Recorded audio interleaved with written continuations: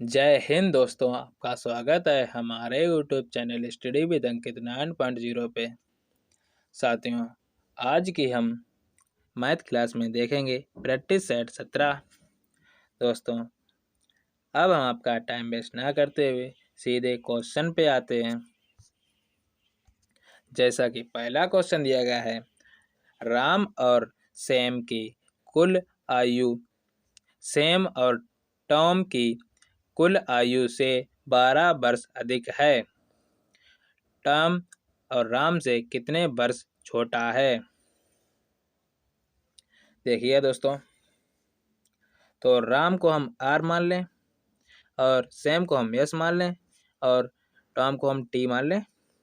Okay दोस्तों, तो क्या कह रहा है, इन दोनों की कुल आयु यानी कि आर प्लस यानी कि राम और सैम की आयु बराबर है किसके?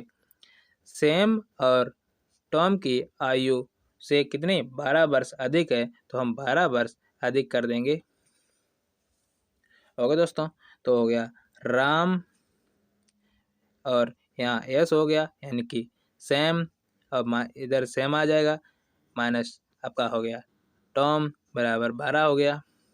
दोस्तों, माइनस से माइनस ये कट जाएगा, माइनस प्लस से कट जाएगा, तो हो जाएगा राम माइनस टॉम। आपसे यही पूछा गया था कि टॉम जो है राम से कितने वर्ष छोटा है।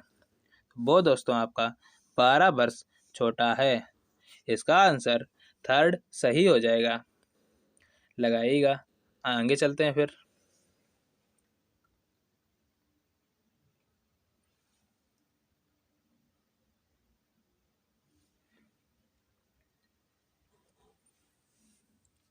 आगे चलें दोस्तों, देखिए अगला सवाल। दूसरा क्वेश्चन है, किसी सभा में 16 सदस्यों का औसत वजन 55 किलोग्राम है। 25 सदस्यों का औसत वजन 45 किलोग्राम है तथा 14 सदस्यों का औसत वजन 40 किलोग्राम है। तो सभा के सभी सदस्यों का औसत वजन क्या है? देखिएगा दोस्तों, तो 16 का औसत वजन कितना दिया गया है? 55, और 25 लोगों का यानी कितना दिया गया है आपको? 45, और 14 लोगों का आपको दिया गया है 40। अब इनको आप लोग गुणा कीजिएगा। 16 पंचे हुआ 80, 16 पंचे 80 और 8 हुआ आपका 88। ओके दोस्तों, 25 पंचे हुआ 125 और 25 चौको हुआ 100 और 12 हुआ आपका यानी कि 112, यानी कि कितना हो गया? 1125। तो आप 14 गुणे 40 कीजिएगा। दोस्तों, ये हो गया जो 0 और 14 चौको होता है आपका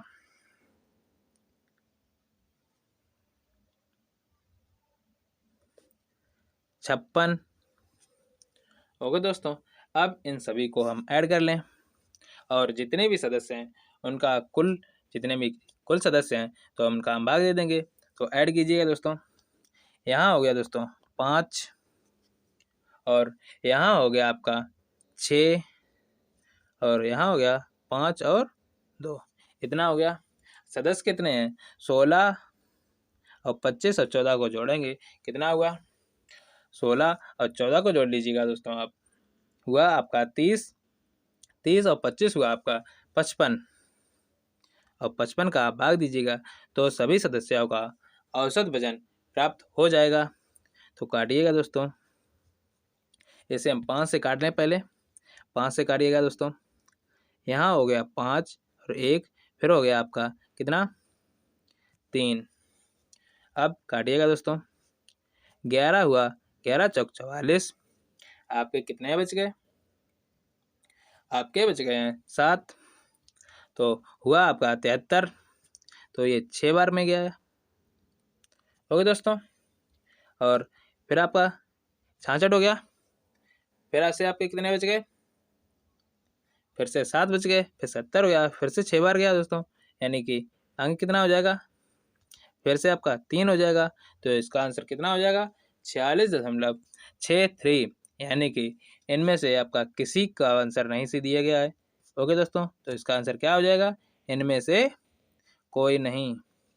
ओके दोस्तों, लगाइएगा। आगे चलते हैं फिर।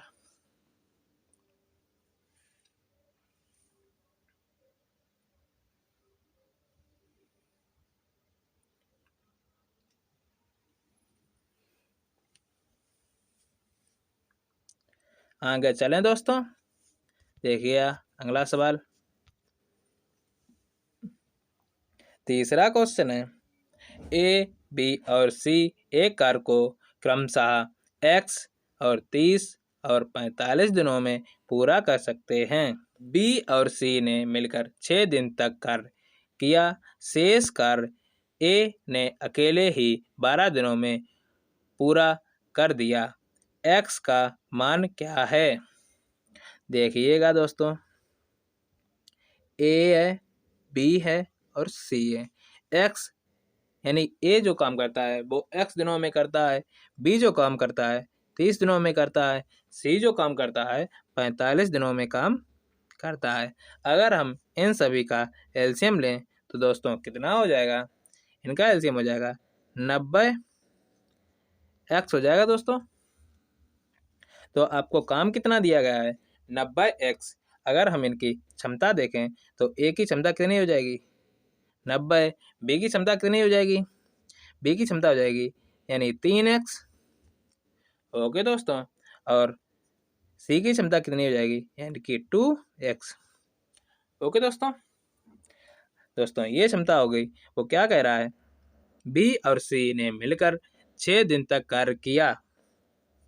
तो बी और सी ने 6 दिन तक कार्य किया है तो कितना हुआ? 5x इंटू यानी 6 हुआ, यानी 6 पंचे 30 यानी 30x कार्य हो गया दोस्तों। अगर ये 30 कार्य हो गया है तो 90x यानी कि काम था, आपने 30x कर दिया है तो कितना बचा है? तो आपका 60x काम बचा है। तो ये 60x काम ए ने कितने दिनों में? 12 दिनों में काम किया। कितनी क्षमता से काम किया? 90 क्षमता से काम किया और 12 दिनों में काम कर दिया। तो अब इसे काट दीजिएगा दोस्तों। आपका 0 से 0 कट गया। 6 से आपका 12 काटोगे, ये 2 बार गया तो x बराबर कितना हुआ? 9 गुणे 2 हो गया यानी कि 18। ओके दोस्तों, तो x यानी ए पूरा काम 18 दिनों में समाप्त कर सकता था। तो इसका आंसर 18 सही है। लगाइएगा। आगे चलते हैं फिर।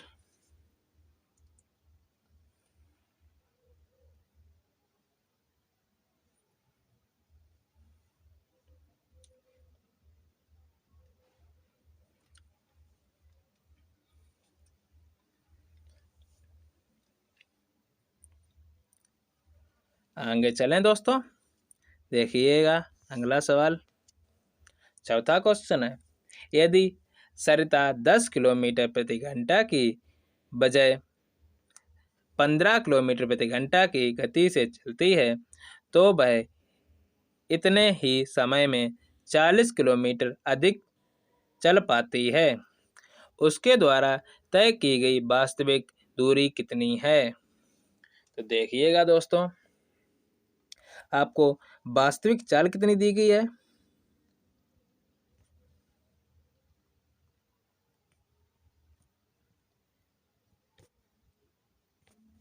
दोस्तों यहाँ दोस्तों ये वास्तविक चाल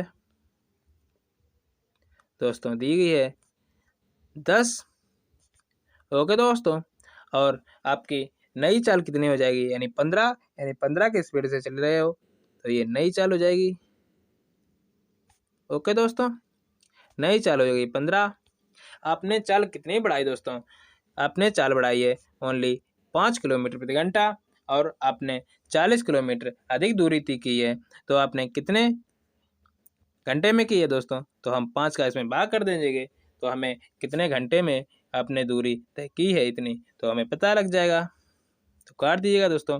5 से हम 40 काटेंगे, 8 बार गया यानी कि आप 8 घंटा चले हो। तो वास्तविक चाल कितनी थी? यानी 10 और घंटा कितना हो गया दोस्तों? 8। तो आपने कुल दूरी कितनी तय की? तो 8 दशामन हुआ आपका 80। ओके दोस्तों, तो आपने 80 किलोमीटर दूरी तय की है। सेकंड ऑप्शन लगाइएगा। आगे चलते हैं फिर।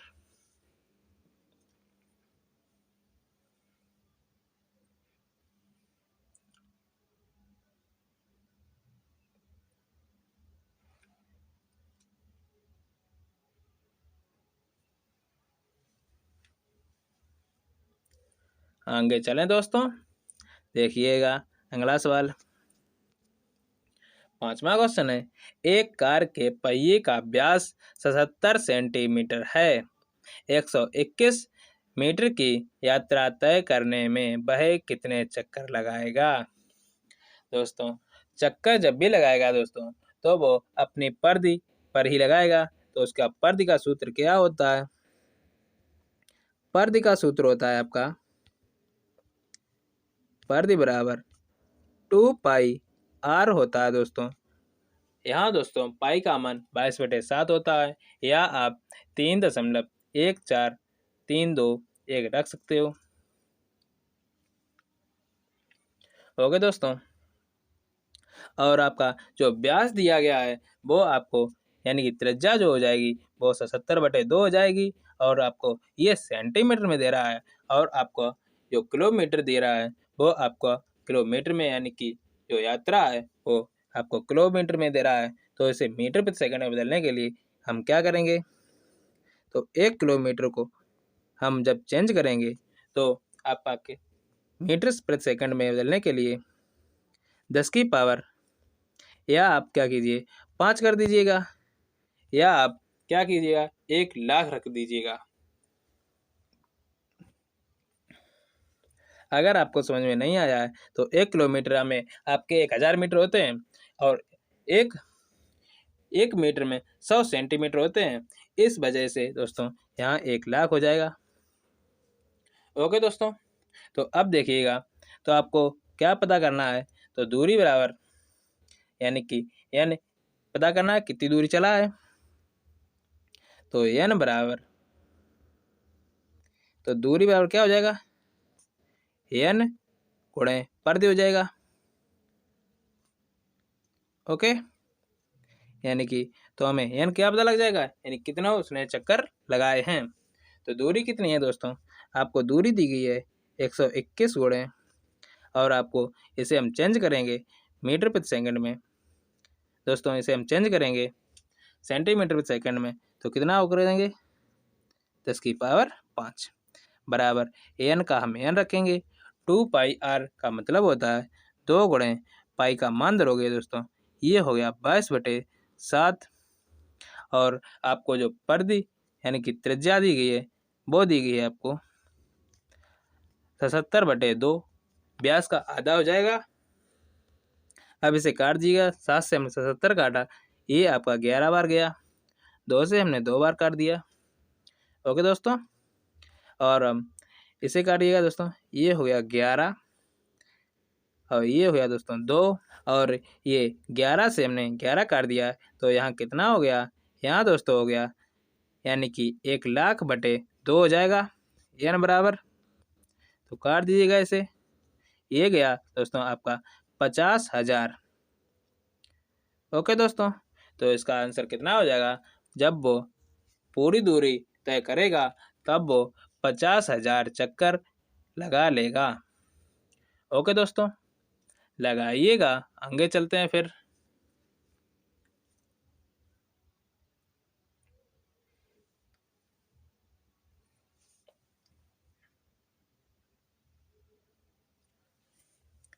आगे चलें दोस्तों, देखिएगा अगला सवाल।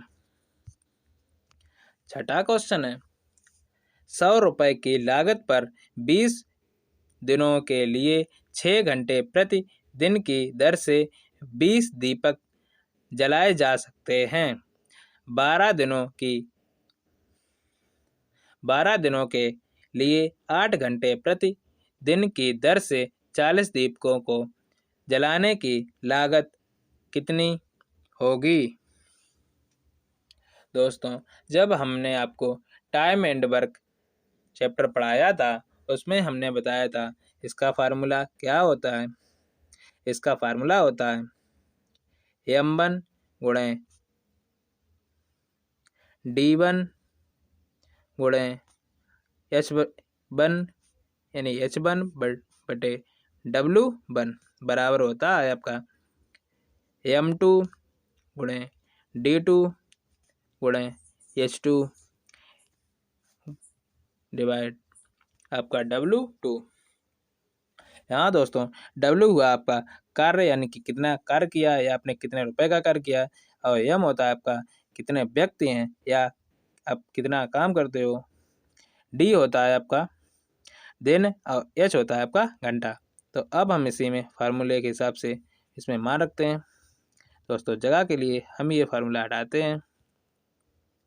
तो देखिएगा दोस्तों, 20 दिन गुणे 6 घंटे 20 दीपक जलते हैं। अब कितने रुपए, यानी कि 100 रुपए में।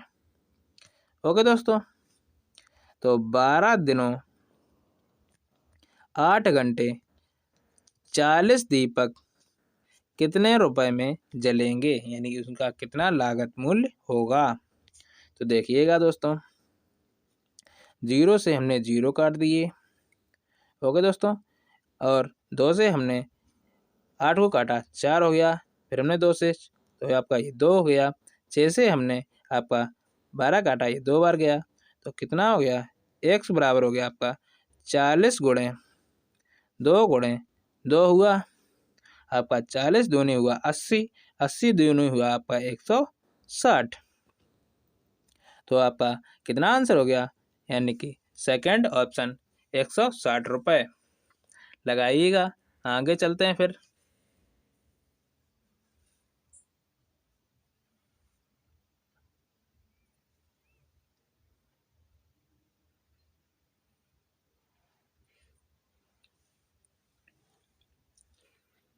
आगे चलें, देखिएगा अगला सवाल। x अनुपात y बराबर दिया गया है 2:3। तो आपसे इसका मान पूछा गया है। देखिएगा दोस्तों, तो x का मान हो गया आपका 2 और y का मान हो गया आपका 3। ओके दोस्तों, आपके मान किसका पूछा है, 3x प्लस 3y बटे 5x माइनस 3y का आपसे मान पूछा गया है।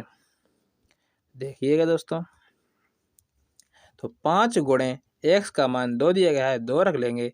3 गुणे y का मान कितना दिया गया है, y का मान दिया गया है 3, तो हम 3 रख लेंगे। बटे हो गया आपका 5 गुणे 2 माइनस 3 गुणे आपका हुआ 3। ओके दोस्तों, तो 5 दूनी 10 प्लस और 3 त्रिका 9 हुआ, और 5 दूनी 10 माइनस 3 त्रिका 9 हुआ। आपका कितना रेशियो हो गया, यानी कि ऊपर के जोड़ देंगे, 10 और 9 हुआ आपका 19 बटे हो गया 1।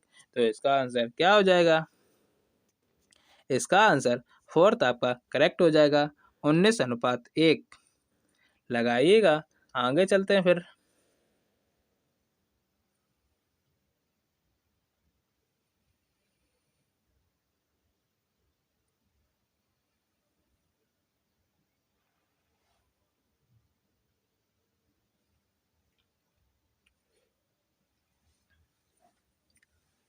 आगे चलें दोस्तों, देखिएगा अगला सवाल। 8वां क्वेश्चन है, एक खुदरा विक्रेता अपने माल पर 50% अधिक अंकित करता है और 25% की छूट देता है। यदि खुदरा विक्रेता के लिए वस्तु का क्रय मूल्य 2000 रुपये है, तो खुदरा विक्रेता द्वारा बेची गई वस्तु का विक्रय मूल्य रुपये में क्या होगा। दोस्तों, तो खुदरा विक्रेता का मूल्य यानी क्रय मूल्य जो दिया गया है 2000 है, तो 2000 आपका क्रय मूल्य आपको दिया गया है। तो क्या कह रहा है वो, इस पे वो 50% अधिक अंकित करता है, तो उसका 100% पे मान लाया था, 50% अधिक किया तो 150 हो गया, यानी 50/100 हो गया। ओके दोस्तों, तो हमें इससे ये पता लग जाएगा उसने कितने रुपए का उसने अंकित मूल्य रखा है।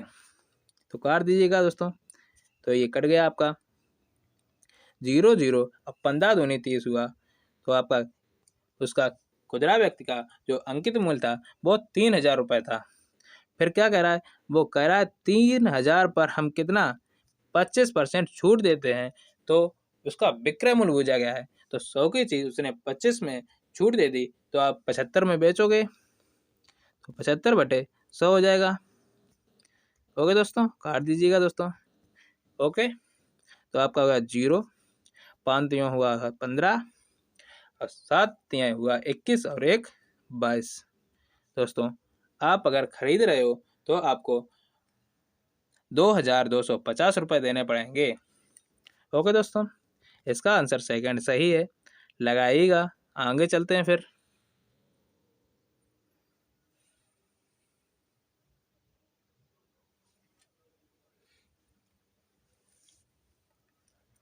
आगे चलें दोस्तों, देखिएगा अगला सवाल।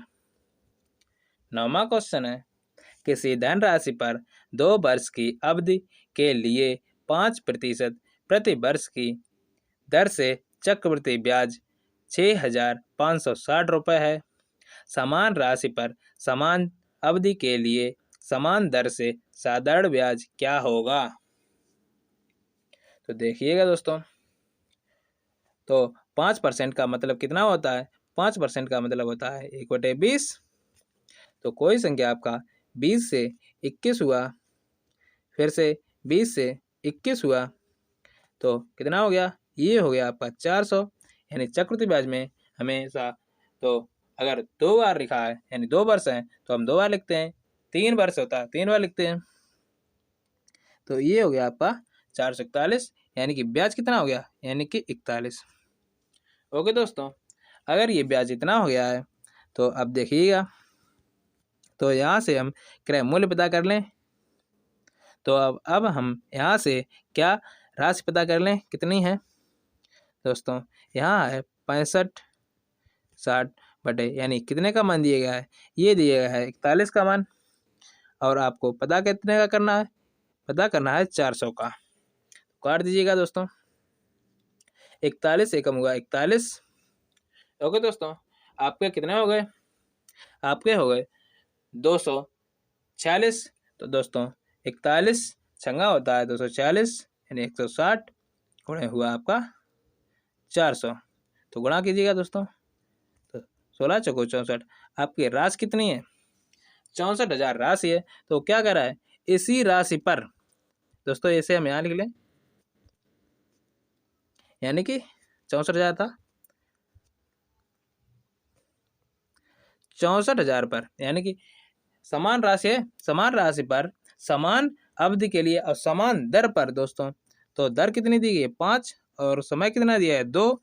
इसका साधारण ब्याज पूछा गया है, तो हम बटे 100 कर लेंगे। तो काट दीजिएगा दोस्तों, 0 से 0 कट गया। 5 दूनी हुआ आपका 10 यानी 640 गुणे हुआ आपका 10, तो ये कितना हो गया, यानी 6400 रुपये आपका क्या हो जाएगा, आपका प्राप्त होगा साधारण ब्याज। ओके दोस्तों, तो इसका आंसर फर्स्ट सही हो जाएगा, लगाइएगा। आगे चलते हैं फिर।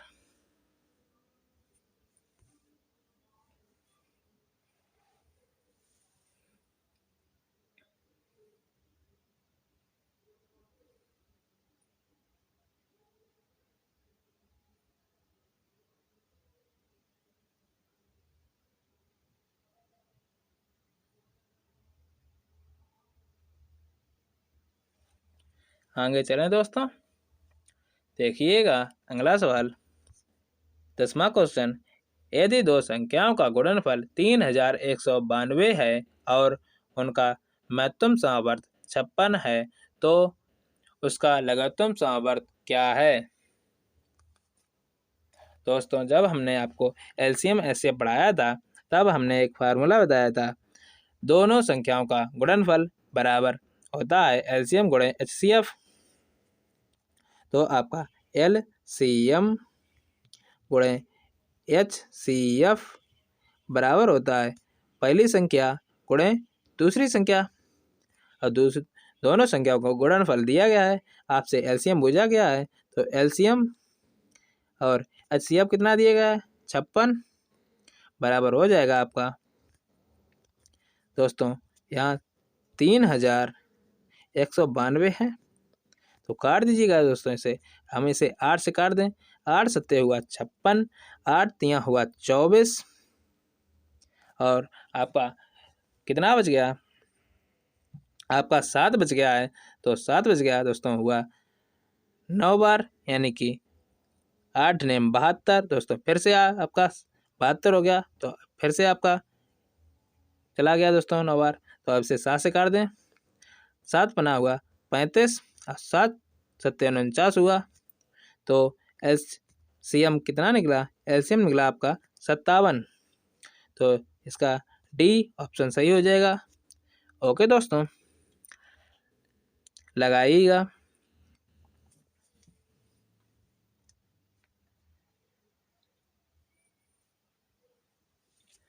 दोस्तों अब हम क्लास यहीं पर ख़त्म करते हैं। वीडियो को आप लोग लाइक, शेयर, कमेंट, सब्सक्राइब करें और वीडियो अच्छी लगी हो तो शेयर ज़रूर करें। आज के लिए धन्यवाद दोस्तों।